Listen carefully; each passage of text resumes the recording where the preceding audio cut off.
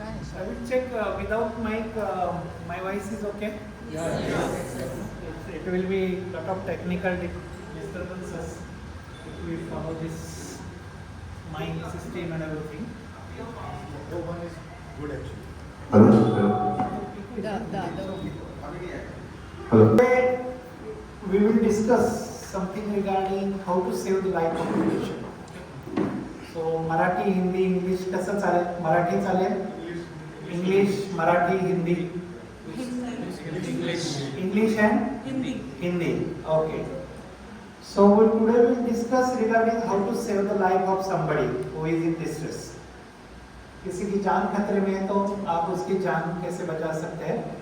So before moving to the topic, we will check your like हम जब कोई institute में जाते हैं सिखाने के लिए तो पहले देखते हैं कि ऑडियंस की क्या लेवल है, मीन्स उनका परसेप्शंस क्या है टॉपिक के बारे में.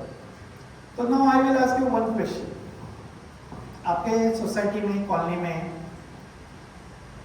किसी को हार्ट अटैक आ गया तो आप क्या करेंगे? Simple question. कि समझो आप मॉर्निंग वॉक पे जा रहे हैं आपके कॉलोनी में, सोसाइटी में, और आपने देखा कि कोई बुजुर्ग आदमी नीचे गिर गए, आपने देखा कि वो कोलैप्स हो गया, तो आप क्या करेंगे? अब बताओ, मीन्स हाथ ऊपर करो और बताओ.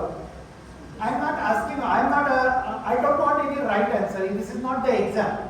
This is not the exam. Yes. So first of all, I would like to call the emergency service Okay. of nearby hospital. Okay. And then whatever first aid we can give from our side, like whatever we can do from our side. Whatever means what?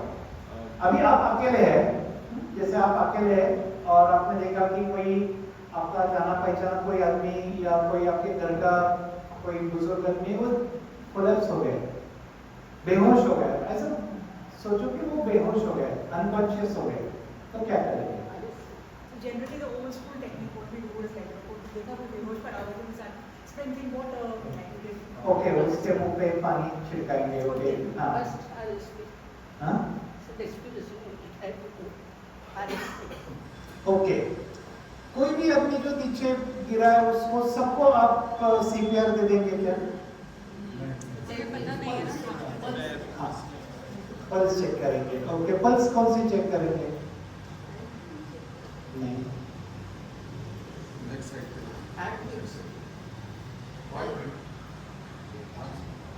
Okay. मैंने simple question पूछा, आप मदद कैसे करेंगे आपकी? Yes sir. मेरे को तो दोनों पता नहीं है कैसे हार्ट बीट से ज़्यादा पानी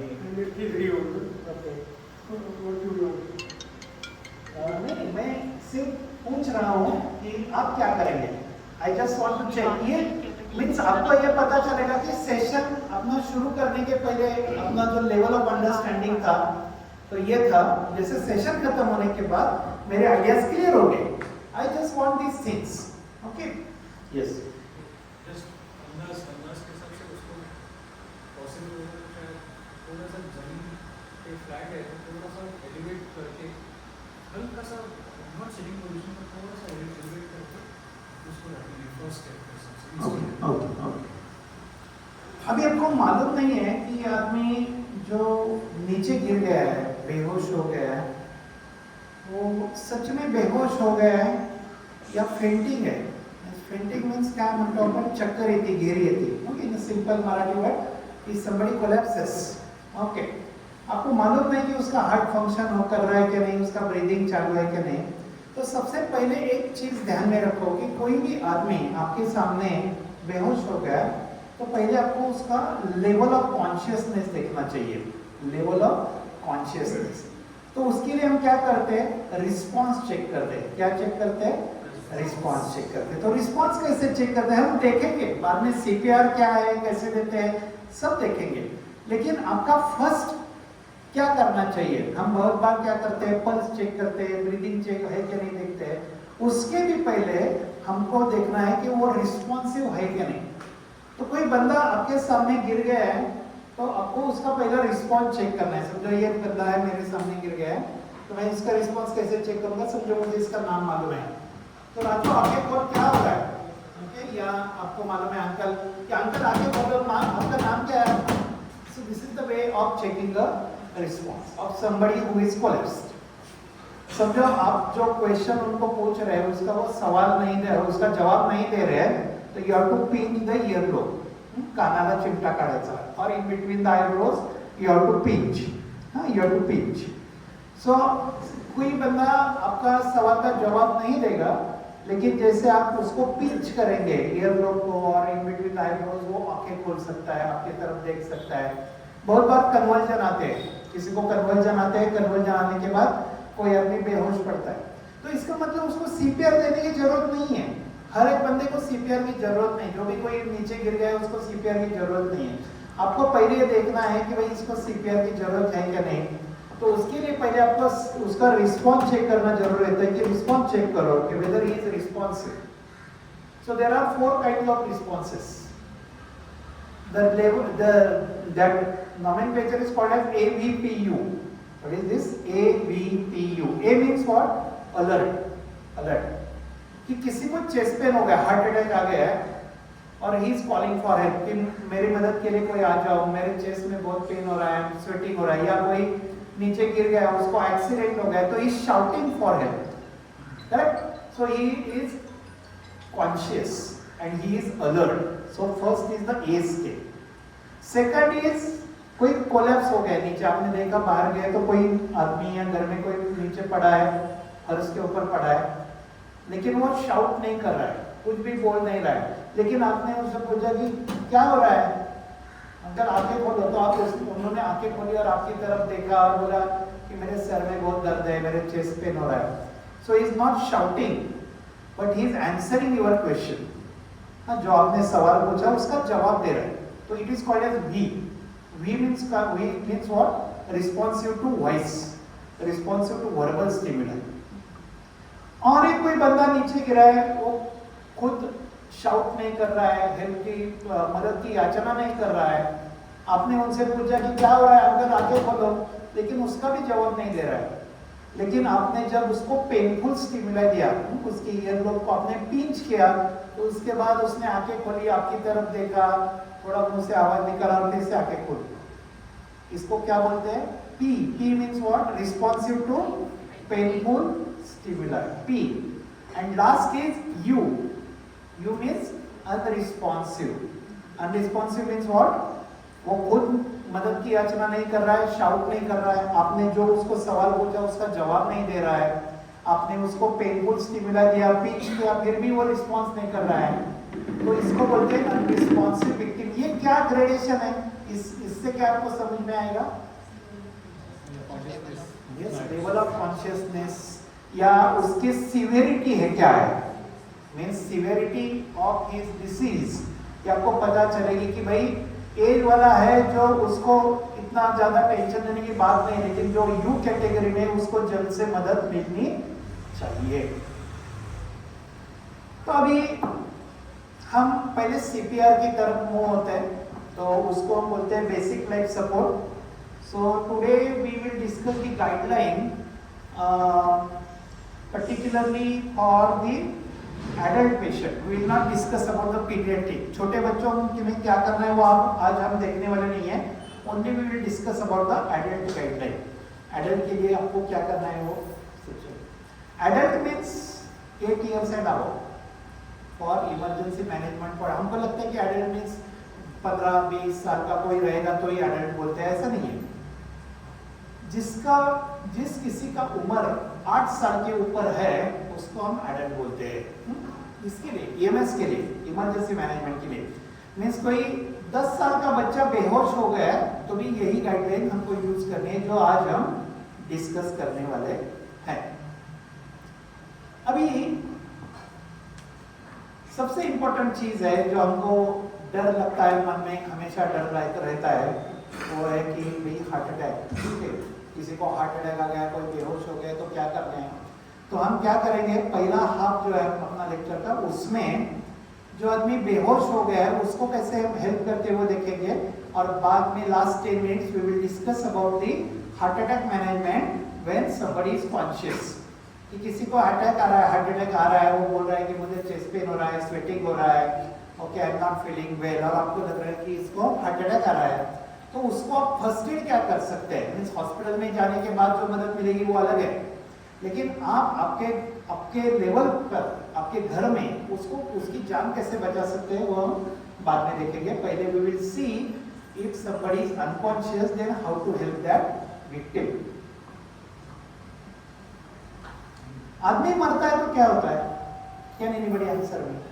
हम बहुत बार बोलते हैं ना कि इसकी डेथ हो गई, तो डेथ हो गई इसका मतलब क्या है? शरीर ठंडा हो जाता है। शरीर ठंडा होना इसका मतलब डेथ है क्या? Heartbeat stop. हार्टबीट स्टॉप हो गए, ओके। हार्टबीट फिर से शुरू कर सकते हैं, मालूम है क्या आपको? जैसे शॉक देने का मशीन रहता है, ओके, सारी का madam tell you about it. So उसमें एक शॉक देने का मशीन रहता है, उसको हम डिफिब्रिलेटर बोलते हैं, कि जिससे हार्टबीट फिर से शुरू कर सकते हैं। जिसका हार्ट बंद पड़ा है, it can be restarted with defibrillator. So हमने ऐसे बोले कि भाई इसका हार्ट बंद हो गया, इसका मतलब उसकी डेथ हो गई। तो बाद में उसको शॉक देने के बाद उसका हार्ट शुरू हो गया, तो उसका मतलब क्या हो गया? ये गलत हो गया ना कि हार्ट बंद हो गया इसका मतलब डेथ नहीं है, ब्रीथिंग स्टॉप हो गया। लेकिन ब्रीथिंग स्टॉप होने के बाद भाई किसी को वेंटिलेटर के ऊपर डाल दिया है तो उससे फिर से उसकी ब्रीथिंग शुरू हो जाएगी। डेथ होती है मतलब क्या होता है? Okay, I think the brain signals. Correct. हम बहुत बार बोलते हैं ना कि भाई ये मर गया, ये बंदा मर गया, इसकी डेथ हो गई, या डॉक्टर के पास जाते हैं, डॉक्टर डेथ डिक्लेयर करते हैं कि नहीं इसकी डेथ हो गई है, तो वो देखते हैं कि इसकी ब्रेन डेथ हो गई क्या नहीं। तो हार्ट बंद पड़ना इसका मतलब डेथ नहीं है, ब्रीदिंग बंद पड़ना इसका मतलब डेथ नहीं है, कि ब्रेन का काम बंद होना इसका मतलब डेथ हो गई पेशेंट। ओके, तो ब्रेन की डेथ क्यों हो जाती है? ब्लड निकलता है। हाँ, यस यस करेक्ट। जो भी हम ऑक्सीजन लेते हैं, जो भी हम ब्रीदिंग कर रहे हैं, जो भी ऑक्सीजन हम अंदर ले रहे हैं, वो ऑक्सीजन हमारे खून में घुल जाता है और ब्लड सप्लाई के थ्रू ब्रेन को जाता है। तो brain requires continuous supply of oxygen for the survival. जिंदा रहने के लिए वो ब्रेन काम करने के लिए उसको continuous supply, the word continuous is very important. Continuous supply of oxygen is required for the survival of the brain. So I am making it very easy, okay? Because इधर बच्चे भी है तो उनको भी पता होना चाहिए, it's very important। क्या जो बाकी बुजुर्ग है उनको भले पता ना चले, लेकिन बच्चों को पता होना चाहिए कि भाई वो घर में रहेंगे, वो दूसरे की मदद करेंगे। जैसे कोई इलेक्ट्रिसिटी का पंप रहता है, जैसे पानी खींचने वाला पंप रहता है, उसको जब तक इलेक्ट्रिसिटी मिल रही है तब तक वो काम कर रहा है और वो वाटर का डिस्ट्रीब्यूशन कर रहा है। जैसे इलेक्ट्रिसिटी बंद हो गई तो पंप बंद हो गया। वही हिसाब से अपना ब्रेन है, उसको कंटिन्यूअस सप्लाई ऑफ ऑक्सीजन लगता है। जैसे ऑक्सीजन बंद होता है तो ब्रेन सेल की डेथ होना शुरू होता है। The brain cell starts dying once they didn't get any oxygen. So continuous supply of oxygen is required for the survival of the brain और ब्रेन सेल्स। तो अभी अगला क्वेश्चन आपके लिए कि without oxygen human brain can survive for how many minutes? 3 minutes. 3 minutes. 3 minutes। और किसी का कुछ आंसर है? Means to make the topic simple, more simple और interesting, कोई बंदा है, उसको अटैक आ गया, हार्ट अटैक आ गया, जोर का हार्ट अटैक आ गया और वो बेहोश हो गया। हमने देखा कि उसकी सांस बंद हो गई। हम बोल रहे थे कि भाई अभी मुझसे बोल रहा था 2 मिनट पहले, अचानक सा बेहोश हो गया। मैंने उसके सीने की तरफ देखा तो सीना ऊपर नीचे हो नहीं हो रहा है। मीन्स क्या नहीं हो रहा है? उसका ब्रीदिंग स्टॉप हो गया। मीन्स क्या नहीं मिल रहा है उसको? अभी ऑक्सीजन नहीं मिल रहा है। ओके, तो जैसे कोई आदमी बंदा बेहोश होता है, उसकी सांस बंद होती है, ब्रीदिंग बंद होता है, तो वही टाइम से, वही मोमेंट से ब्रेन को क्या मिलना बंद होता है? ऑक्सीजन का सप्लाई मिलना बंद होता है। अभी मैंने आपको बोला कि brain requires continuous supply of oxygen for survival. तो मेरा क्वेश्चन यही है कि कितने टाइम के बाद ब्रेन डेथ हो जाएगी? किसी की सांस बंद हो जाएगी, कुछ भी रीजन रहने दो। मैंने अभी हार्ट अटैक ये सबके लिए पॉपुलर है करके हार्ट अटैक बोला, लेकिन कोई भी रीजन रहने दो। किसी को इलेक्ट्रिसिटी का शॉक बैठ गया, किसी को रोड ट्रैफिक एक्सीडेंट हो गया, हेड इंजरी हो गई, कुछ भी रीजन रहने दो, फॉरगेट अबाउट द कॉज। लेकिन कोई आदमी बेहोश पड़ा है, उसकी सांस बंद हो चुकी है, ब्रीदिंग बंद हो चुका है, तो उसको ऑक्सीजन नहीं मिल रहा है, तो उसकी ब्रेन डेथ कितने टाइम में हो जाएगी? Golden hour. और किसी का कुछ आंसर है? तो ब्रेन डेथ कितने टाइम में हो जाएगी without oxygen? He is very correct. He is confident. So the correct answer for this question is 3 to 4 minutes. So the brain death starts. Brain death starts once somebody breathing gets stopped by any reason. बेहोश हो गए कोई बंदा, उसकी सांस बंद हो गई, तो 3 से 4 मिनट तक वो जिंदा रह सकता है। उसके बाद ब्रेन सेल्स की डेथ होना शुरू होता है। ओके, ऐसा नहीं कि 100% ब्रेन डेथ हो जाएगी 3 या 4 मिनट के बाद। The brain death starts after 3 to 4 minute and it completes may be after से 10, 15, 20 मिनट्स। सो ग्रेजुअली वो प्रोसेस शुरू होता है, लेकिन वो प्रोसेस शुरू होता है वो 3 से 4 मिनट के बाद में शुरू होता है। अभी आप सोचो, रिवर्स डायरेक्शन में जाओ और सोचो कि आप 3 से 4 मिनट में कौन से हॉस्पिटल में जा सकते हैं? तो सिवियरिटी, जैसे आपने को क्या लगता है ना कि एक सिवियरिटी होना चाहिए, तो टॉपिक समझने के लिए एक मन में ऐसा ये तैयार होता है, प्लेटफॉर्म तैयार होता है कि आप सोचो कि घर में किसी को हार्ट अटैक आ गया, किसी को कोई बेहोश हो गया या कुछ भी हो गया और उसकी सांस बंद हो गई, तो 3 से 4 मिनट में उसको इमरजेंसी हेल्प मिलना जरूरी है। और हम बहुत बार बोलते हैं कि मेरे नज़दीक मणिपाल हॉस्पिटल है, मेरे नज़दीक जुपिटर हॉस्पिटल है, लेकिन आप कौन से भी हॉस्पिटल में 3 से 4 मिनट में पहुंच नहीं सकते। हॉस्पिटल में पहुंचने की बात छोड़ दो, आप रास्ता भी क्रॉस नहीं कर सकेंगे 3 से 4 मिनट में। बाड़ेर में आप गए और समझो रोड क्रॉस करना है, तो रोड भी क्रॉस नहीं कर सकेंगे आप 3 से 4 मिनट में। Forget about the getting the help from hospital and the doctors.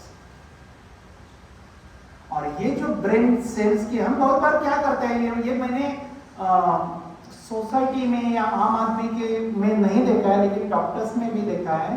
बहुत बार ऐसा होता है कि we focus on the transportation.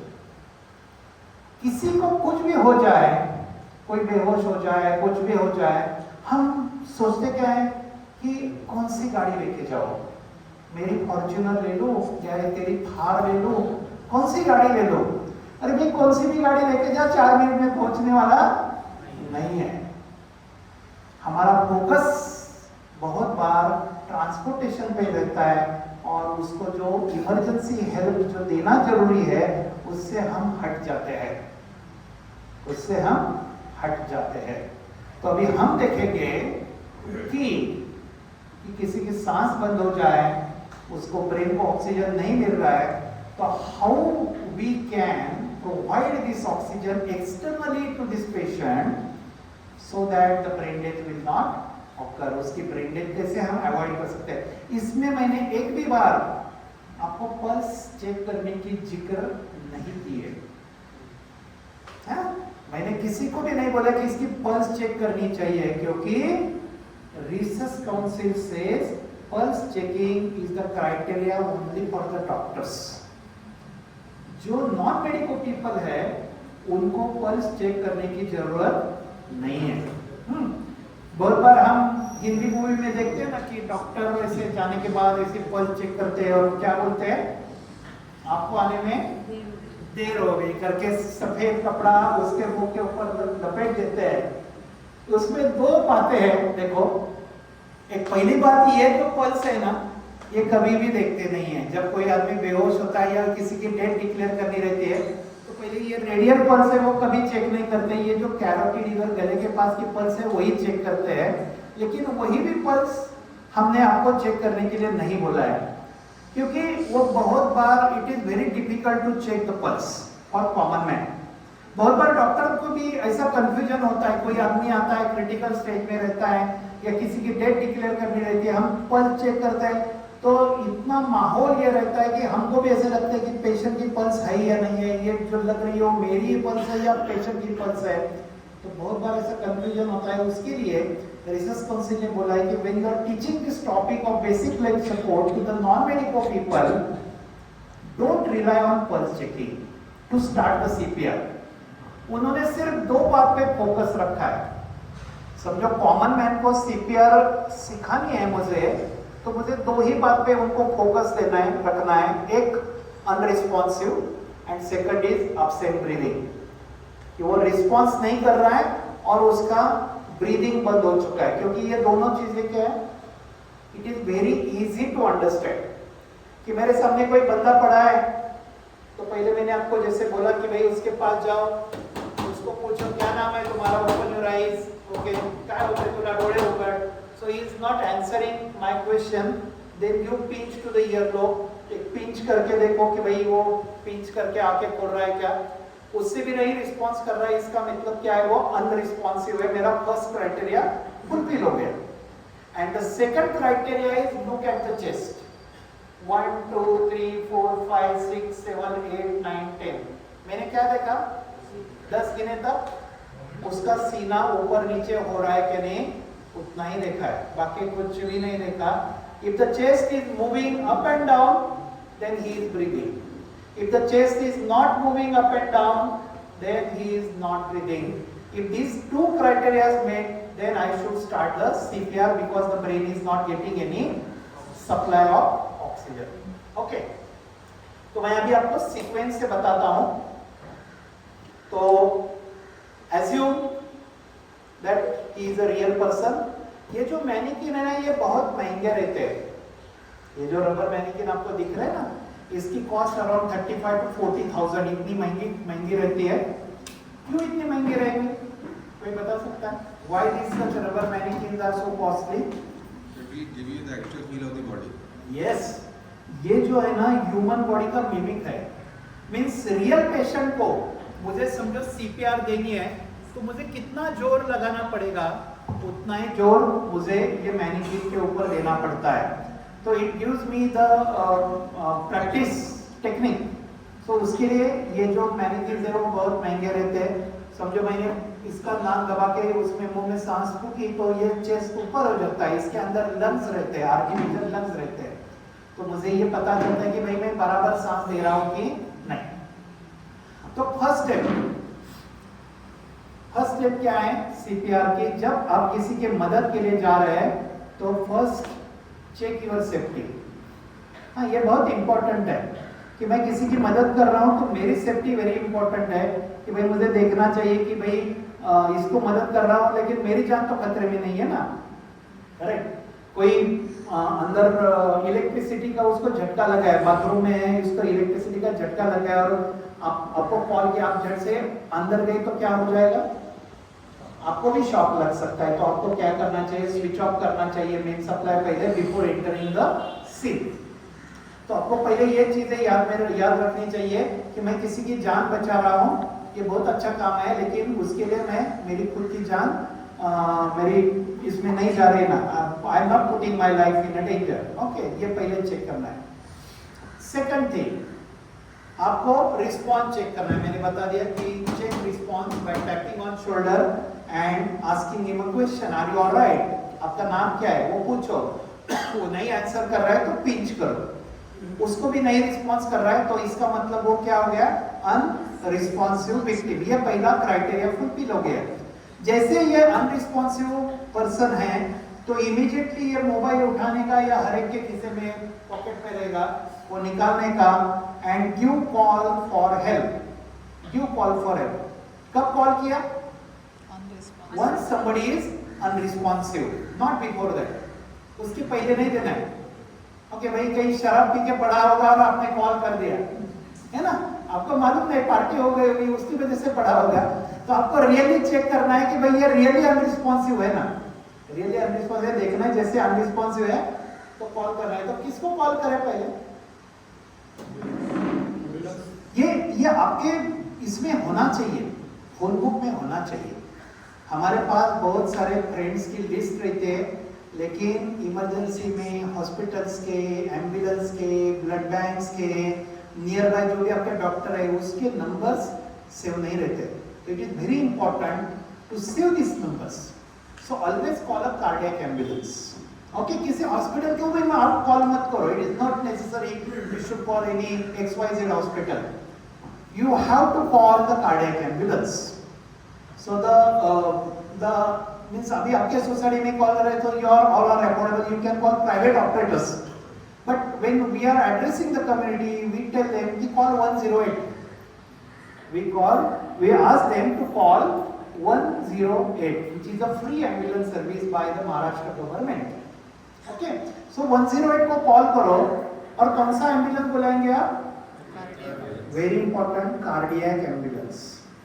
कोई भी बंदा जब बेहोश पड़ा है, अनरिस्पॉन्सिव है, तो नॉर्मल एम्बुलेंस मत बुलाओ. बहुत बार हम क्या करते हैं, हम बोलते हैं कि भाई एम्बुलेंस भेज दो, और वो आता है, वो खटारा आता है, जिससे आप सिर्फ पेशेंट को लेके जा सकते हैं. हमको जो लगने वाला है वो शॉक देने वाला मशीन लगने वाला है, जिसको हम डिफिब्रिलेटर बोलते हैं, वो कार्डियक एम्बुलेंस में रहता है. जितने जल्दी आप उसको शॉक दे देंगे, ये पेशेंट जो समझो उसका हार्ट बंद पड़ा है और उसको हम शॉक देके शुरू कर सकते हैं, तो उसकी जिंदा रहने की उम्मीद बढ़ जाती है. तो ऑलवेज कॉल कार्डियक एम्बुलेंस. ये छोटी छोटी बातें लेकिन अपने को मन में रखनी चाहिए कि call 108 and call for cardiac ambulance. समझो आप मणिपाल हॉस्पिटल या जुपिटर हॉस्पिटल में कॉल कर रहे हैं, तो भी आप उनको बोलो कि भाई कार्डियक एम्बुलेंस भेजो. ओके, कार्डियक एम्बुलेंस भेजो, आपका लोकेशन बता दो.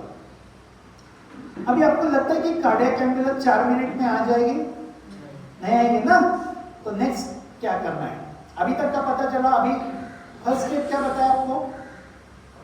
Check your safety. Second, check response. Third, if unresponsive you call for cardiac ambulance. Okay, because उसके अंदर एक डिफिब्रिलेटर रहता है, जिसको हम AED बोलते हैं, ऑटोमेटेड एक्सटर्नल डिफिब्रिलेटर रहता है. कि मैडम आपको बताएंगे भाई आप भी आपके कॉलोनी में कंट्रीब्यूशन लेके लगा सकते हैं. ये जो AED रहता है, it is very easy to operate. Even security guard can also operate an AED defibrillator. उसके लिए कोई डॉक्टर होने की जरूरत नहीं है. सिर्फ उसको क्या रहता है कि 2 पैड लगाने रहते हैं, ऐसे जो एडहेसिव रहते हैं, उसको स्टिकर कैसे रहता है वैसे स्टिकर, जैसे one on the left one on the right, ऐसे पैड लगाना है. ऐसा छोटा मशीन रहता है लैपटॉप जैसा. तो जैसे आप पैड लगाते हैं तो उसमें से आवाज आती है कि rhythm is shockable, shock the patient. तो उसके ऊपर एक रेड कलर का बटन रहता है, वो दबाओ, पेशेंट को शॉक डिलीवर होता है. उसके लिए ऐसा कोई ECG शॉक देने की जरूरत है क्या? नहीं. उसके बाद कितने जूल का शॉक दे दूं, 200 जूल का दूं, 300 जूल, ऐसा कुछ नहीं रहता है. ये जो AED है अभी कंपलसरी है, एयरपोर्ट्स, मॉल, सब तरफ कंपलसरी है, और वो ऑपरेट करने के लिए डॉक्टर की कोई जरूरत नहीं है. कोई भी बंदा बेहोश होता है, जिसको हार्ट अटैक आता है या कार्डियक अरेस्ट आता है, तो इमीडिएटली जो भी नियर बाय जो डिफिब्रिलेटर है वो लेके आओ. छोटा ऐसा हैंडी मशीन रहता है, वो जैसे खोलते हैं तो उसमें उसके अंदर स्पीकर रहता है. कुछ नहीं करना है, जैसे आप खोलते हैं उसका ढक्कन, तो स्पीकर से आवाज आती है कि attach the pad to the patient chest. मैं आपको वीडियो दिखाऊंगा. Attach the pad to the patient chest. तो one pad on the left side, one pad on the right side लगाओ. जैसे आप चिपकाएंगे पैड, तो उसके बाद आवाज आएगी एनालाइजिंग रिदम, डोंट टच. तो बाजू हटो. 10 सेकंड में मशीन बोलेगा rhythm is shockable, shock the patient. तो उसके ऊपर एक रेड कलर वाला बटन रहता है, वो दबाओ, पेशेंट को शॉक जाता है और उससे हार्ट शुरू होने की संभावना बढ़ती है. तो इससे आदमी जिंदा रहने की संभावना बहुत बढ़ जाती है.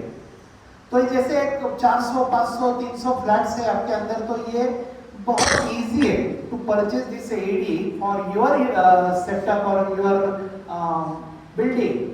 सोसाइटी इज वेरी इजी कि भाई उसके लिए कार्डियक एम्बुलेंस के ऊपर भी आपको ज्यादा रिलाई रहने की जरूरत नहीं है. Immediately that machine can be brought and the patient can be shocked. तो अभी हमको मालूम है कि भाई कार्डियक एम्बुलेंस मैंने बुलाई, वो तो 3-4 मिनट में आने वाली नहीं है. उसके लिए कम से कम 10, 15, 20 मिनट लगेंगे. तब तक ये आदमी जिंदा रहने वाला नहीं है, क्योंकि ब्रेन की रेट कितने मिनट में हो शुरू होती है? 3 to 4 मिनट्स. तो व्हाट नेक्स्ट? उसके आगे की स्टेप क्या है? Just look at the chest. जैसे मैंने कॉल कर दिया एम्बुलेंस को, उसके बाद अभी ये बंदा है, उसके सीने की तरफ देखो. 1, 2, 3, 4, 5, 6, 7, 8, 9, 10. 10 सेकंड. उसके लिए घड़ी की जरूरत नहीं. जस्ट आप 1 to 10 गिनो और तब तक सीने की तरफ देखो और देखो सीना ऊपर नीचे हो रहा है कि नहीं. Means whether the patient is breathing और not. If the patient is not breathing, उसका सीना ऊपर नीचे नहीं हो रहा है, इसका मतलब उसके ब्रेन को ऑक्सीजन नहीं मिल रहा है, means he requires a CPR, otherwise the patient will die. Okay? तो उसके लिए आपको क्या करना है वो मैं अभी बताता हूँ. इसके लिए पल्स चेक करने की जरूरत नहीं है. Only for the doctors will tell, जो भी इधर डॉक्टर्स है उनके लिए मैं बताता हूँ कि जब मैं ये पेशेंट के सीने की तरफ देख रहा हूँ तब आप डॉक्टर है. If you are a doctor, just put your 2 finger on the carotid pulse and look at the chest. 1, 2, 3, 4, 5, 6, 7, 8, 9, 10. Within 10 seconds, check pulse and breathing simultaneously. If you are a doctor, check both the things simultaneously within 10 seconds. If you are not a doctor, just look at the chest and see whether the patient is breathing or not. अभी ये patient breathe नहीं कर रहा है, unresponsive है, मैंने call for help दे दी है, तो how to give CPR I will tell you. बहुत बार हम देखते हैं कि सीपीआर देते वक्त हमारे मन में बहुत सारी गलतफहमियां रहती है. तो कैन एनीबॉडी टेल मी, सबको मालूम है कि भाई सीपीआर देना means you have to give chest compression. तो ये चेस्ट कंप्रेशन किधर देने हैं? चेस्ट के ऊपर किधर देना है? राइट साइड, लेफ्ट साइड और centre? Centre. Anybody have different answer? Left को देना है, राइट को देना है या सेंटर में देना है चेस्ट कंप्रेशन देते वक्त? If the person is not breathing and unresponsive, centre. Okay, very good. So यही सही आंसर है. बहुत बार हमने देखा है कि बहुत सारे लोग left side of the chest compress करते हैं कि उनको लगता है कि हार्ट लेफ्ट साइड को है. तो हमने बहुत बार देखा है कि पेशेंट की फसलियां टूट जाती है. जब हॉस्पिटल में लेके आते हैं पेशेंट को, बोलते क्या हो गया? बोले उसकी सांस बंद हो गई बीच में, तो हमने देखा था उसकी सीना दबाना है, चेस्ट कंप्रेस करना है, तो हमने चेस्ट कंप्रेशन कर दिया. तो किधर किया? So they are giving compression on the left side of the chest. So if you compress on the left side of the chest, ये जो फसली है वो टूट के उसके फेफड़े में घुस जाएगी और वो अपने कर्म से नहीं, आपके कर्म से मर सकता है. तो don't compress on the left side. हमारे मन में जो ख्याल है ना कि भाई लेफ्ट साइड को जो हार्ट है, ये किस चीज की, किस वजह से है? हिंदी मूवीज हिंदी मूवी में जैसे कोई हीरोइन बोलती है कि मेरा दिल धड़कता है करके लेफ्ट साइड को आता है, तो आपको लगता है कि भाई लेफ्ट साइड को ही हार्ट है. और जो कम्युनिटी है उनका जो मूवीज के ऊपर बहुत सारा भरोसा रहता है कि डॉक्टर कुछ भी करे, लेकिन मूवी में क्या दिखाया, अक्षय कुमार ने क्या बोला है वो पहले ध्यान में रहता है, कि डॉक्टर ने क्या मदद की किसी को ध्यान में नहीं रहता है. So the heart is not on the left side, the heart is not on the right side, it is at the centre. So जब आपको ये पेशेंट को चेस्ट कंप्रेशन देने हैं तो आपको सेंटर ऑफ द चेस्ट देने हैं. तो कैसे देते हैं? आपका dominant hand, I am a right handed, तो मैं पहले राइट हैंड लूँगा. आप समझो कि आप में से कोई लेफ्ट हैंडेड है तो आप पहला लेफ्ट हैंड रख सकते हैं. So first put your dominant hand eight the centre of the chest. Centre of the chest. Hand position कैसी है मेरी? Straight and perpendicular. Straight and perpendicular. It should not be like this. ऐसी नहीं होनी चाहिए. पोजीशन है या ऐसी होनी चाहिए, straight and perpendicular. Interlock with another hand, दूसरे हाथ से इंटरलॉक करो. और ये एल्बोज है, एल्बोज ये लॉक करो. जब मैं कॉम्प्रेशन दे रहा हूं तो ये एल्बोज ऐसे बेंड नहीं होने चाहिए. So lock your elbows and start giving compression in a perpendicular direction. 1, 2, 3, 4, 5, 6, 7, 8, 9, 10, 11, 12. So where it is in a green, I am giving proper. Okay. So मेरा elbows कैसे है? Straight. Means मेरे hands straight है. They are not bending. So when I am giving compression, it should be straight and perpendicular at the center of the chest. इससे क्या हो जाएगा? Just think, logic क्या हो जाएगा इससे? जैसे मैं हार्ट कंप्रेस कर रहा हूँ, चेस्ट कंप्रेस कर रहा हूँ, तो हार्ट पंप करना शुरू करेगा. अभी हार्ट बंद पड़ा है. हाँ, ये बंदा बेहोश है, उसका हार्ट बंद पड़ा है. जैसे मैं कंप्रेस करता हूँ तो ये बलून है, जो heart it's like a balloon. तो मैं ऊपर से दबा रहा हूं तो ब्रेन को फिर से ब्लड सप्लाई मिलना शुरू हो गया। ब्रेन को ब्लड सप्लाई मिलना शुरू हो गया मीन्स क्या मिलना शुरू हो गया? ऑक्सीजन। सो जैसे मैं चेस्ट कॉम्प्रेशन शुरू करता हूं तो उससे ब्रेन का ब्लड सप्लाई फिर से शुरू होता है, ब्रेन को फिर से ऑक्सीजन मिलना शुरू हो जाता है। अभी 2-3 चीजें। रेट क्या होना चाहिए? रेट ये जो मैं कॉम्प्रेशन दे रहा हूं बहुत ही स्लो दिया, 1 2 3, ये भी चलने वाला नहीं है और ये भी चलने वाला नहीं है। हाँ, बहुत स्लो भी चलने वाला नहीं है, बहुत फास्ट भी चलने वाला नहीं है। there is a limit, there is a rate. Can anybody tell me the rate of CPR? 100 to 120. What is the rate of CPR? 100 to 120 per minute.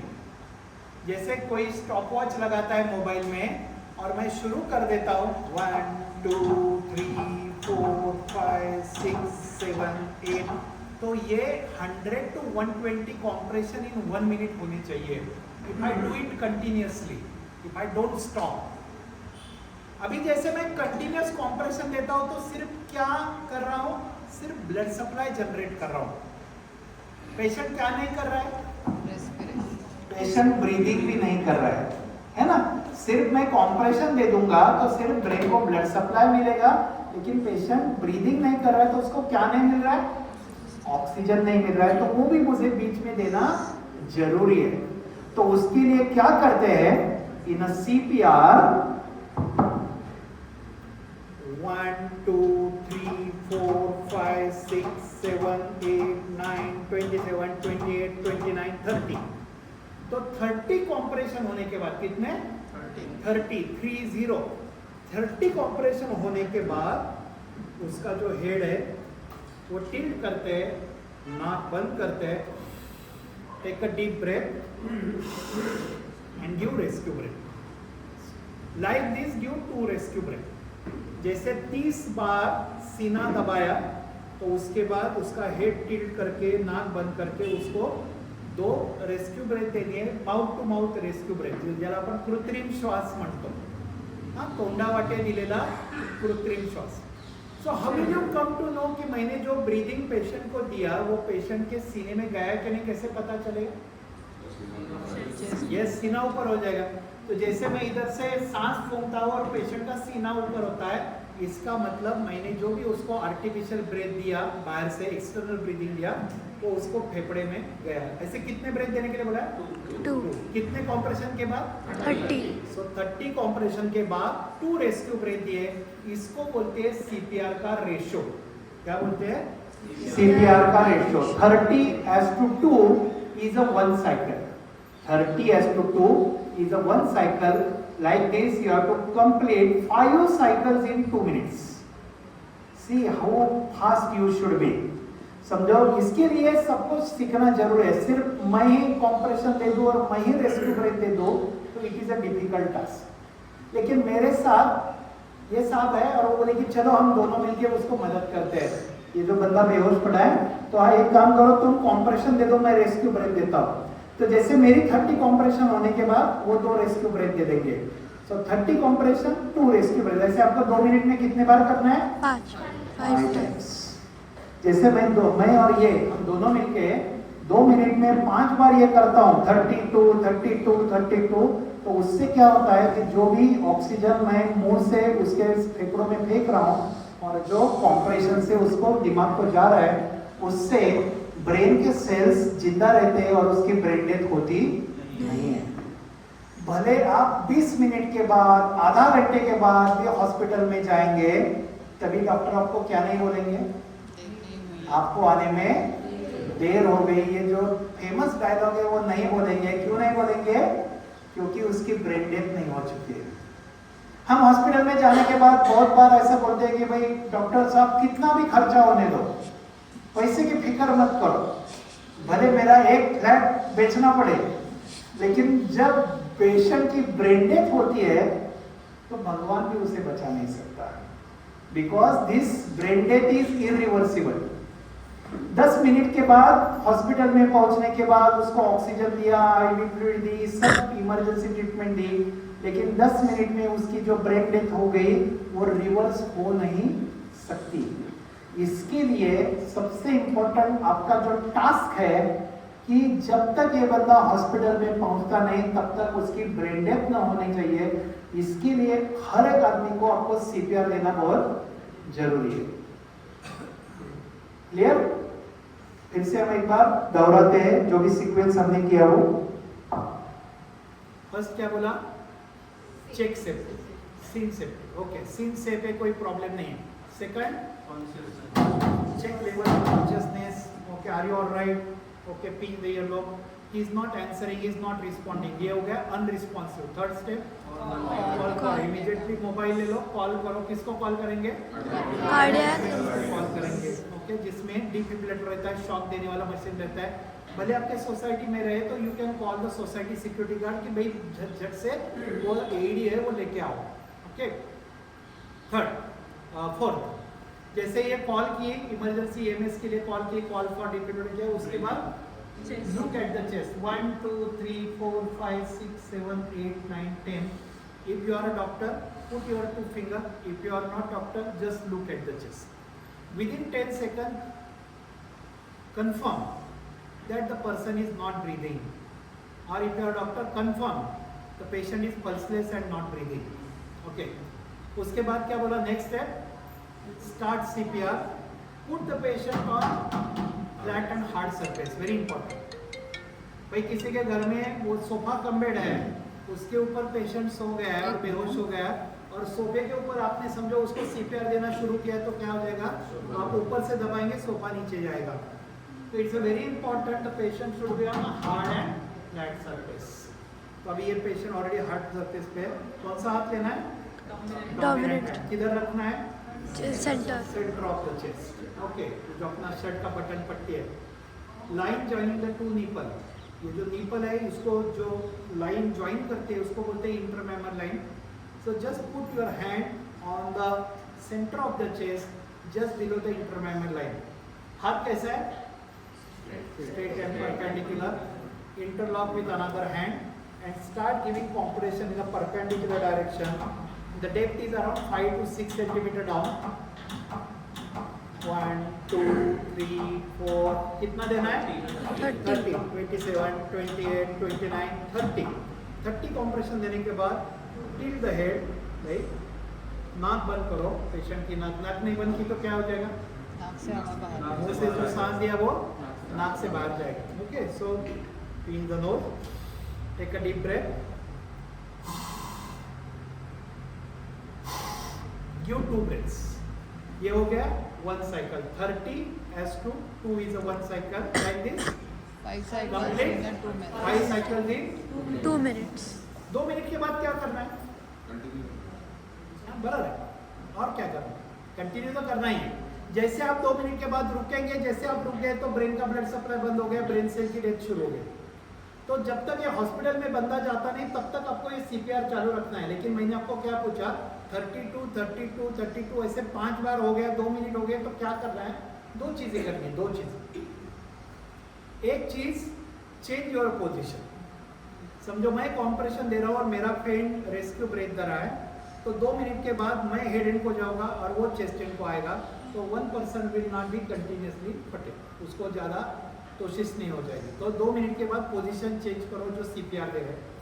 और दूसरी जो चीज़ करते हैं 2 मिनट के बाद, वो शॉक। आपके पास बाई चांस डिफिब्रिलेटर का मशीन है सोसाइटी में, तो हर 2 मिनट के बाद पेशेंट को एक शॉक देते हैं। हमेशा याद रखो कि जो शॉक देते वो एक के बाद एक देते नहीं है। There is a must and mandatory gap of 2 minutes in between the 2 shock, and in between these 2 minutes, in between these 2 shock, you have to complete 5 cycles of CPR, 32 32 32 ऐसे 5 बार करो, फिर शॉक दो। ये शॉक देना बहुत easy है, it is not a difficult task. बहुत बार आपने देखा होगा व्हाट्सएप के ऊपर, एयरपोर्ट पे कोई बंदा बेहोश होता है तो झट से वो मशीन लाते हैं और वो शॉक देते हैं। So it is not the dictatorship of the doctor for giving the shock by AED. Anybody can give, even you can also give the shock to the patient. You have to just, it is a technical part. इसके अंदर software रहता है, वो आपको बताता है कि भाई इसको शॉक देना है कि नहीं, उसका जो एनर्जी है वो भी डिसाइड होता है, प्री डिसाइडेड रहता है, आपको सिर्फ सुनना है। आपको क्या करना है एडी में, जैसे ये मशीन लेके आए, मैं मशीन का जो ढक्कन खोल दिया, मैं आपको दिखाऊंगा, तो उसमें सिर्फ स्पीकर से आवाज़ आ गई कि attach the pad to the patient chest. So one side left को, एक राइट को लगाया, तो उसके बाद मशीन बोलेगा कि डोंट टच द पेशेंट। समझो आपका सीपीआर शुरू है तो बाजू हटो एक 10 सेकंड के लिए। 10 सेकंड में मशीन बोलेगा कि rhythm is shockable, shock the patient. उसको शॉक देने की जरूरत है। हर एक बेहोश आदमी को शॉक की जरूरत नहीं रहती। जैसे हॉस्पिटल में जाने के बाद ईसीजी निकाल के डॉक्टर बोलते हैं कि भाई इसको हार्ट अटैक आ गया है या इसको शॉक देने की जरूरत है, तो ये काम जो डॉक्टर का है वो मशीन का सॉफ्टवेयर करता है और आपको बताता है कि इसको शॉक देने की जरूरत है कि नहीं। If the machine speaker says कि rhythm is shockable, shock the patient, तो रेड कलर का बटन दबाओ, शॉक दे दो। जैसे शॉक डिलीवर हो गए तो next step start CPR. So again 2 minute की सीपीआर, फिर शॉक, 2 मिनट की CPR, shock, 32, 32, 32, 5 times, then shock. Is it clear? Okay. I will show you video and then what we will do, I will ask you one or two simple question because those are very important. American Heart Association is the nation's leader in life-saving CPR training. In fact, we write the CPR guidelines for everyone, the public, doctors, nurses, and paramedics. This year, we've made a few changes so that it's much easier for anyone to save a life using CPR. Let's take a quick review of the new CPR process and when to use it. When someone's heart stops beating, it's called cardiac arrest. CPR is needed right away when this happens. Cardiac arrest victims will die if they don't get help fast. When cardiac arrest strikes, the victim typically collapses, stops breathing, or stops breathing normally and can't respond. If the victim does not respond, and the victim is not breathing or not breathing normally, yell for someone to call 911 and have them get an AED. An AED is a portable electronic device that helps the heart return to its normal rhythm. If you're alone, call 911 and get the AED yourself. Then follow the AED's voice prompts. If no AED is available, immediately start CPR, beginning with compressions. Doing CPR is not hard. Anyone can do it. And now the American Heart Association is making CPR easier than ever. We used to tell people that the proper steps for CPR are airway, breathing, compressions, or ABC. But we've changed that order, so the compressions come first. It's now compressions, airway, breathing, or CAB. This new order makes it easier because anybody can start out with compressions, even with no CPR training. Just push hard and fast on the center of the chest. If you haven't been trained, keep pushing until help arrives. When you give compressions, make sure you push the chest down at least 2 inches and allow a little time for the chest to come back up. Push as hard and fast as you can. The perfect rate for compressions is at least 100 per minute. That's the same speed as the beat of the song Staying Alive, so try to keep that tune in your head if it helps. If you've been trained in CPR, push on the chest 30 times, then open the airway by tilting the head back and lifting the chin. This helps air reach the lungs. Next, give 2 mouth-to-mouth breaths over 1 second for each breath, and watch for the chest to rise. Continue the CAB cycle until help or an AED arrives. Use the same CAB cycle for adults, children, and infants. This is just a quick overview. So to learn more or to sign up for CPR training that can help you save someone's life, visit our website at www.heart.org/CPR. Important to give the CPR to each and every patient before transporting him to the hospital. कि भाई transportation के लिए भले 10 minute लग जाए, लेकिन पहले उसको CPR स्टार्ट करना जरूरी है, नहीं तो उसकी ब्रेन डेथ हो जाएगी। क्योंकि हम ट्रांसपोर्ट में ज़्यादा फोकस किए तो पेशेंट की ब्रेन डेथ हो जाएगी। अभी लेकिन ऐसा हो गया है, the scenario is like this कि आप रास्ते से जा रहे हैं और आपने देखा कि एक बंदा को रोड ट्रैफिक एक्सीडेंट हो गया है या कुछ एक्सीडेंट हो गया है और उसके मुंह से खून निकल रहा है। हाँ, उसके मुंह से खून निकल रहा है या कभी कभार ऐसा आपको सबको मालूम है कि किसी को भी जब हार्ट अटैक आता है, जोर का हार्ट अटैक आता है, तो पेशेंट वोमिटिंग कर देता है, करेक्ट? तो वोमिटिंग होता है। तो आपने देखा कि बंदा पड़ा है या सोसाइटी में या किधर भी बाहर, कि जिसके मुंह से खून आ रहा है या उल्टी आ रही है, वोमिटिंग आ रहा है, और आपको लगता है कि भाई मुझको तो मुंह से मुंह लगा के, so that is the most denial part of the CPR, कि सबको मालूम रहता है कि भाई ये करना जरूरी है, but they don't want to give mouth to mouth rescue breath to the unknown person.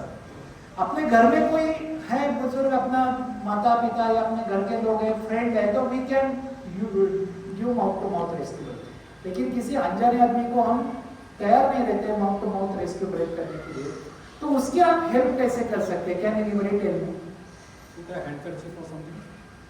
हैंकरचिप लगाने से क्या हो जाएगा? तो वो तो गीला हो जाएगा ना।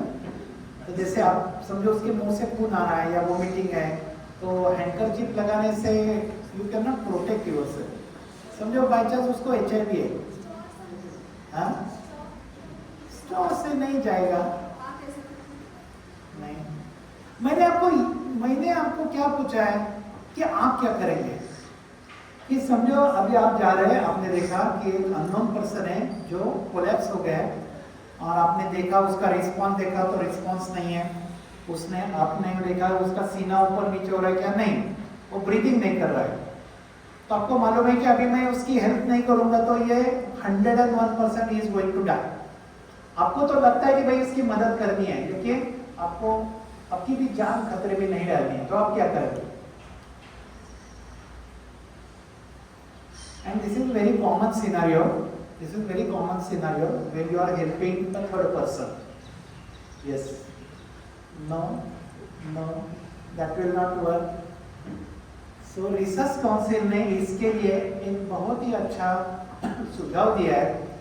When you are not willing to give mouth-to-mouth rescue breath to unknown person, just start with compression only CPR. क्या?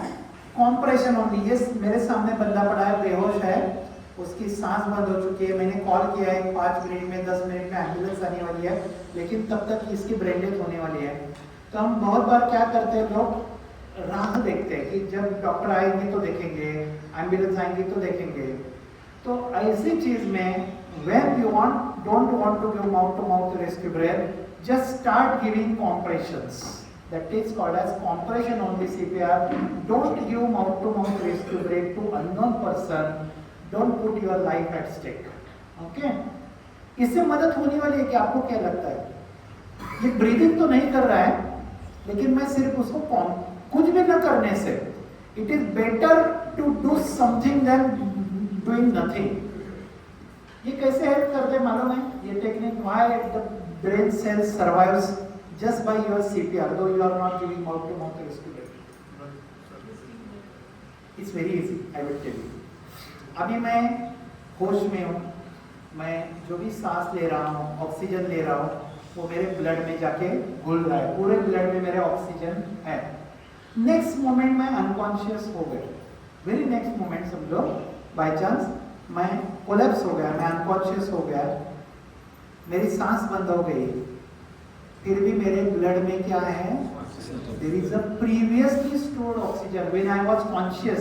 तब मैंने जो भी ऑक्सीजन लिया वो मेरे ब्लड में स्टोर्ड रहता है, and that is enough for survival for 10 minutes.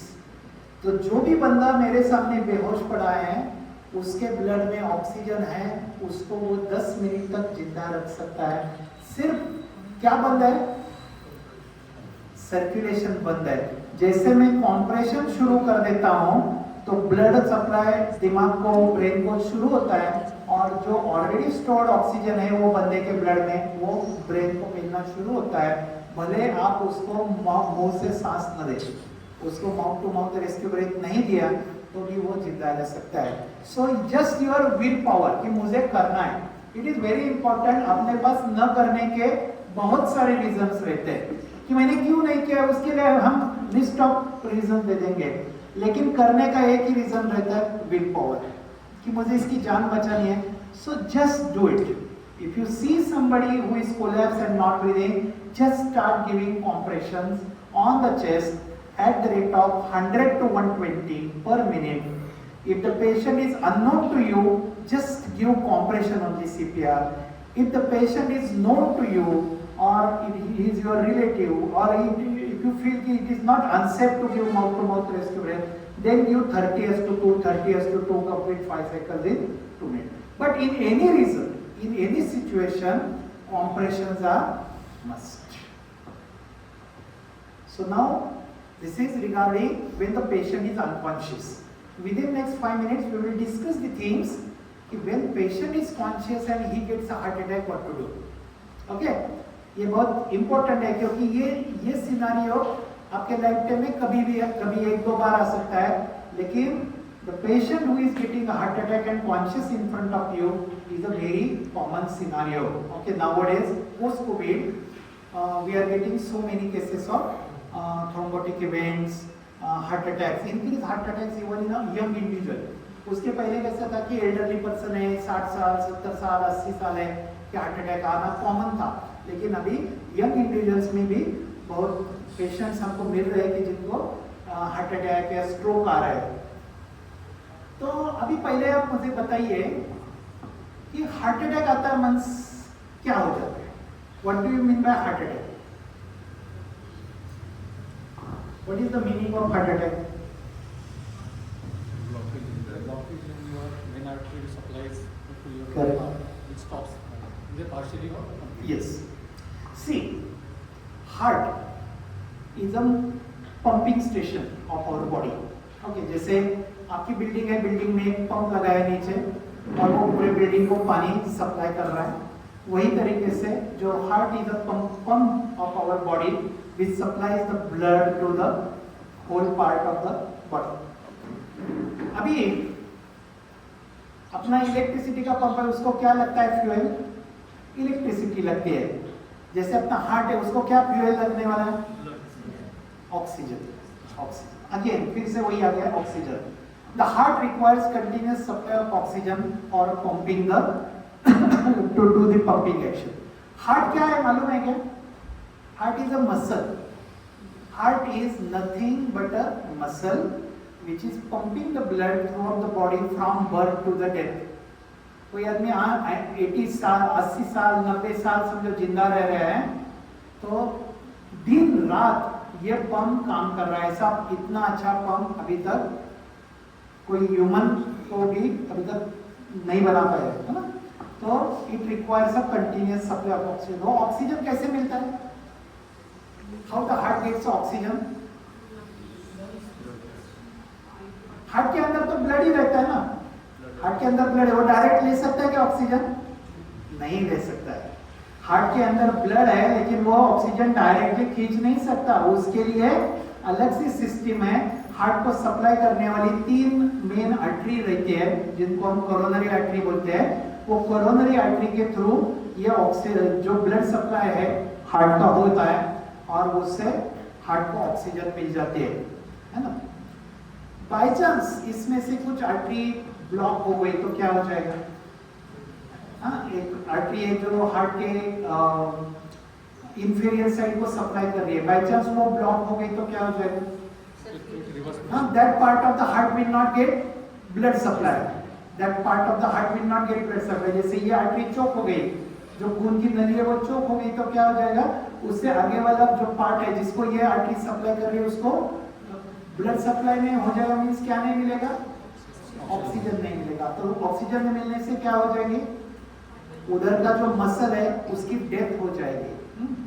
जैसे हम किसी पौधे को पानी डालते हैं तो पौधा जिंदा रहता है, लेकिन बाई चांस पानी नहीं डाला तो पौधा मर जाता है। वही तरीके से जो हार्ट का जो खून का नली है वो बंद होने से, चौक होने से वो पार्ट को ब्लड सप्लाई नहीं होती, मीन्स ऑक्सीजन नहीं मिलता है। सो उसकी वजह से हार्ट का मसल मर जाता है।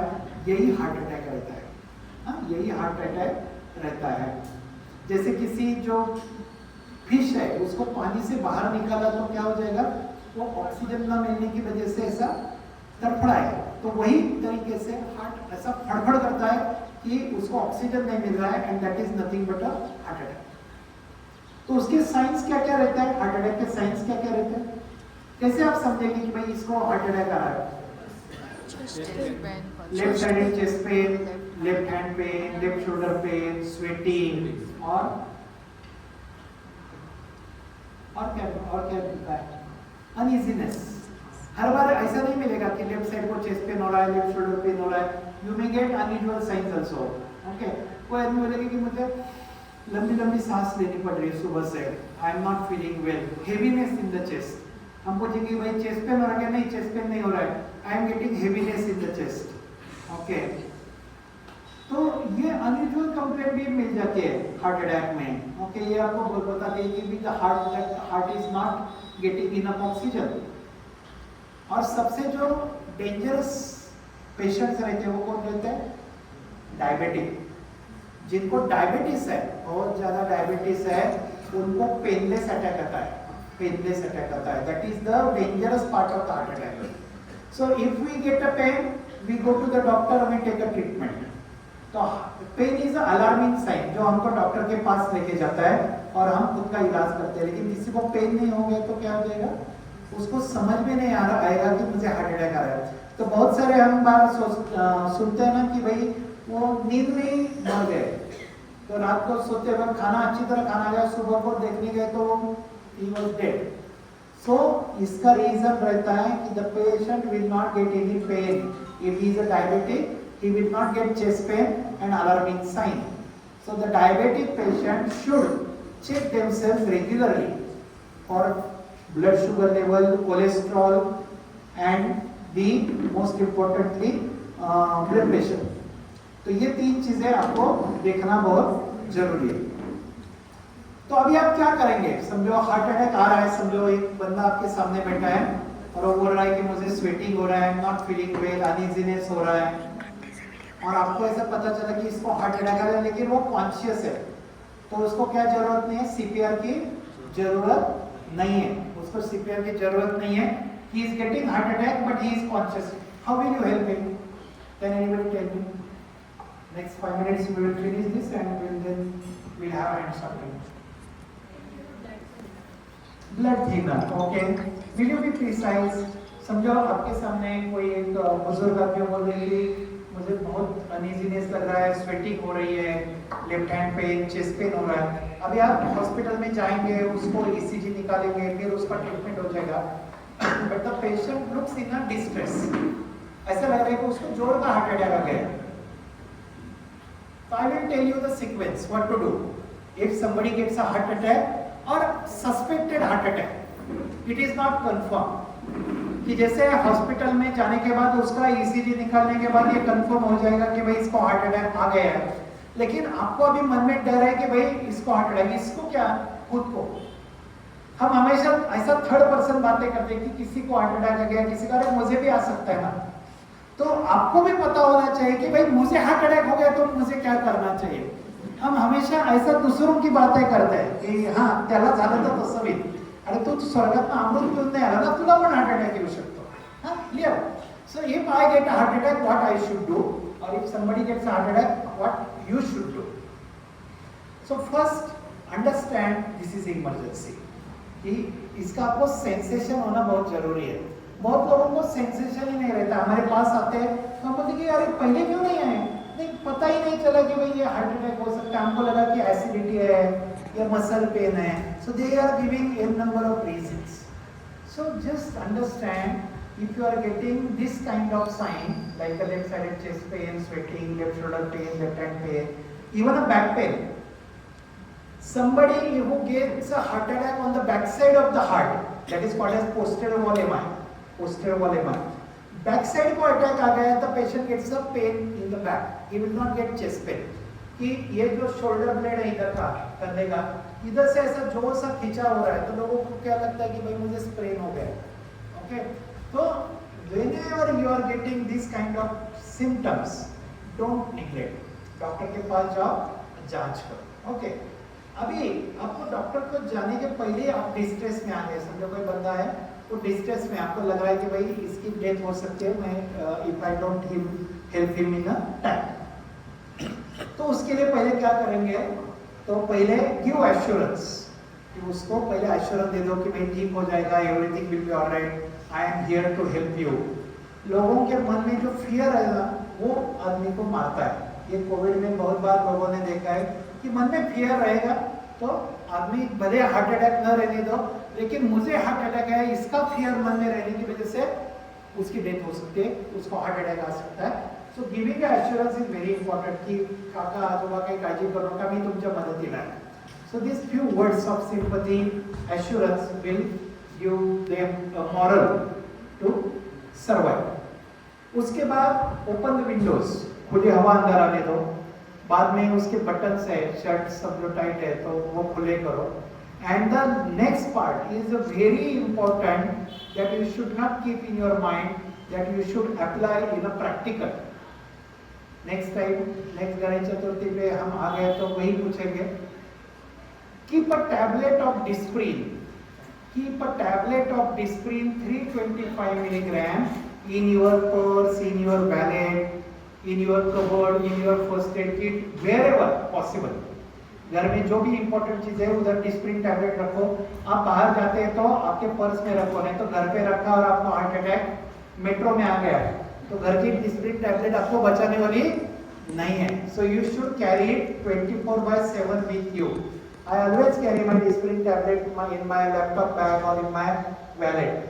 सो ये डिस्प्रिन की 325 मिलीग्राम की टैबलेट है, वो आदमी की जान बचा सकती है due to probable heart attack. क्या करना है आपको बताता हूँ. Take 1 cup of water. जिसको हार्ट अटैक आ रहा है उसको क्या करना है, 1 कप ऑफ वाटर लेना है, उसमें एक टैबलेट डिस्प्रिन डिसॉल्व करनी है.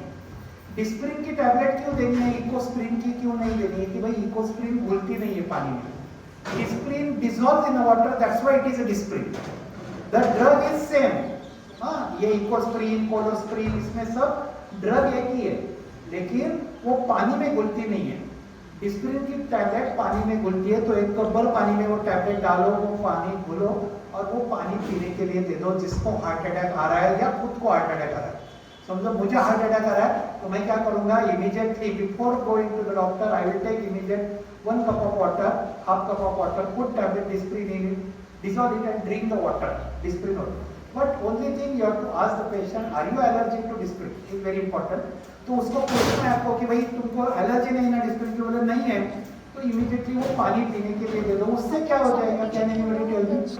डिस्प्रिन के पानी से क्या होता है, how the patient's life can be saved. Correct. ये जो गुठली हो गई है, जो खून की नली है जिसमें हम ब्लॉकेज बोलते हैं, जो गुठली हो गई है जिसकी वजह से हार्ट को ब्लड सप्लाई नहीं मिल रही है, ऑक्सीजन सप्लाई नहीं मिल रही है, तो वो गुठली या ब्लॉक है उसको डिसॉल्व करने का काम ये डिस्प्रिन की टैबलेट करती है. उसकी वजह से जब तक आप हॉस्पिटल में नहीं जाते तब तक ये गुठली है वो डिसॉल्व होती है. आप बोले तो इलाज ही हो गया ना, लेकिन ये परमानेंट इलाज नहीं है. It is a temporary relief. से 100% ब्लॉक है, उसमें से 10-20% will dissolve and again the blood supply will be restored to the heart and the patient's life can be saved. अभी आप बोलेंगे कि भाई डॉक्टर के पास गए, डॉक्टर ने ECG निकाला और बोले कि भाई इसको हार्ट अटैक नहीं था और मैंने तो डिस्प्रिन की टैबलेट उसको दे दी, तो कुछ होने वाला है क्या? नो, कुछ भी नहीं होने वाला है. बहुत सारे लोग हेडेक के लिए बॉडी के लिए डिस्प्रिन की टैबलेट खाते हैं तो उनको थोड़ा ही हार्ट अटैक आया रहता है. तो आपने सिर्फ just on a suspicion of the heart attack you have given a tablet of Disprin और उसको हार्ट अटैक भी नहीं रहे तो भी कोई प्रॉब्लम नहीं, लेकिन हार्ट अटैक रहेगा तो उसको जान बचाने का काम ये टैबलेट डिस्प्रिन करेगी. तो Disprin tablet is only the temporary first aid. Don't forget to go to the doctor and do your ECG and check yourself. सिर्फ आपण म्हणतो ना की घरात चांगला होता, हॉस्पिटलमध्ये जाईपर्यंत मृत्यू झाला, हा मृत्यू टाळण्यासाठी म्हणून डिस्प्रिनची टॅबलेट कपभर पाण्यामध्ये विरघळून द्यायची आहे. That can save the life of the patient. Always carry 2 tablets in your valet pocket. परत पुढे रे प्रश्न 2 मला विचारतात डॉक्टर म्हणते 2 का 1च का नको? 1 रुपयाला 1 मिळते, ठेव ना 2, काय फरक पडतो? एक तुझ्यासाठी एक दुसऱ्यासाठी, हो की नाही? You should not be that much selfish. 1 for my self, 1 for other person. So always carry 2 tablets of Disprin along with you 24/7/365. जोपर्यंत जिवंत राहता येईल तोपर्यंत ही टॅबलेट घेऊन जायची. त्यांचे एक डॉक्टर होते, त्यांच्या प्रिस्क्रिप्शन असं दिलेलं असेल, त्यांची मेडिसिन जर का महत्वाचं असेल कधी कधी लोक काय करतात, डायबिटीज ब्लड प्रेशरचं औषध 1 महिनाभर घेतात आणि बंद करून टाकतात आणि म्हणतात की तुम्ही मग तसं काही सांगितलं नाही, ते खाली लिहायचंय, अनंत चरणी विलीन होईपर्यंत ही गोळी घेणे.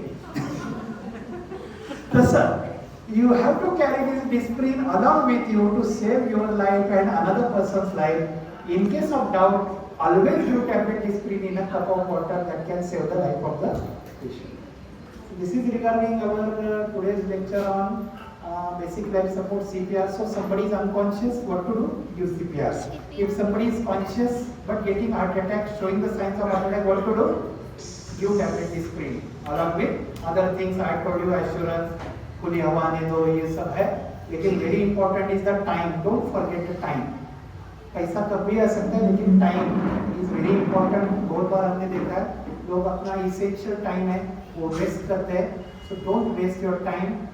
Do timely treatment. Whenever you are in doubt, take a help और advice of your doctors colleague. So you have a great opportunity. You have so many doctors in your society. So always take their help, take their opinion or betterment of your life. So thank you very much. If you have any doubt, you can ask. Otherwise, we will have some hands-on training session. जिनको भी CPR देके देखना है वो देख सकते हैं. क्योंकि कैसे है ना कि आपका फ्रेंड है, आपका कितना भी अच्छा फ्रेंड है, वो आपको वड़ा पाव चाय खिलाएगा लेकिन वो बोलेगा नहीं मेरे ऊपर CPR देके देख. So he will not volunteer his body to give you practice of CPR. So here mannequins are there, so you can practice yourself for the CPR. If you have any doubt, you can ask. Yes. For example, अगर कोई doubt है, हाँ. complete as a layman.